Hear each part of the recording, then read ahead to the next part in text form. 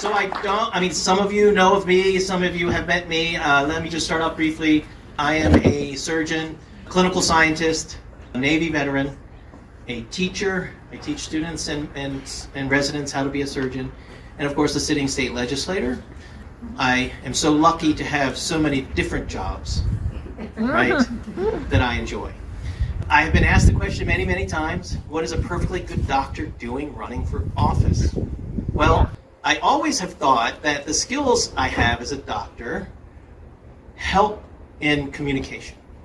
And as I'm caring for one patient and one family at a time, the shooting helped me understand that possibly I could take care of a community and getting engaged in policy making, particularly with gun safety and responsible gun ownership. That's one of the reasons that I wrote that ambition to the State House. And then I realized, as Pat was saying, so many more things that a person engaged in advancing, right? The motivation I have is I want to help people improve their lives. I want to give them the opportunity to improve their lives, because if someone improves their own life, they've improved their children's lives, and then their children's lives. So it's really important to make sure that the government is there to provide services and opportunity. And that's what I focused on for the past 7 years. And I think I've been quite effective. Using my skills as a physician, and I highlighted communication already, but listening, right? Listening is important. You have to understand when someone just needs you to listen, even if in your mind you're screaming, right? And you have to listen and you have to engage. And critical thinking, right? I work in a team. I love working in a team. I love solving problems and making sure you listen and bring each team member's important input, right? And I always say that when I put forward policy to the legislative body, you have to let go of it, right? It's 90 people or 89 other people. You have to let go of it, and you have to accept two ways that it's going to get better. Someone's going to come and say, hey, I have an idea, and it makes your idea better. Even in my mind, like, wow, I didn't think of that. That makes my idea so much better. I'm going to achieve my goal more pointedly because of that idea. I welcome it. Let's do an amendment. Or the other outcome could be someone comes to you and says, gives you a change, an amendment to your policy, and you think to yourself, that may not quite get me to where I want to be. That might take me off track a little bit, but it brings so many people on board with this idea. I'm going to allow that and accept it and embrace it because it broadens the acceptance of my idea.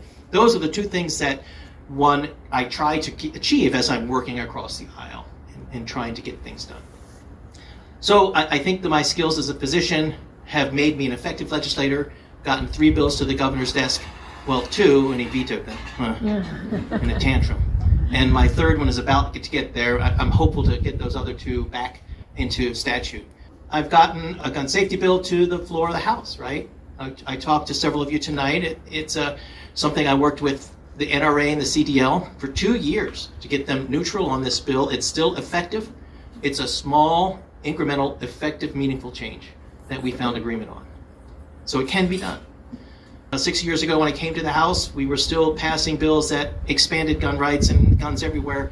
Things have changed, and we actually almost passed a gun safety bill this year. And next year, a Republican will carry that bill for me, and it will get passed.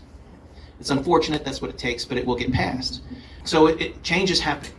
And I'd like to take these skills to Washington, where I can be as effective in moving the needle there on gun safety, taking my personal experiences as a surgeon and looking them in the eye and saying, we have urgency on this issue. We must understand that. I think I have a unique opportunity to do that. And other issues that are important to me, of course, expanding access to healthcare. Every American should have access to quality healthcare.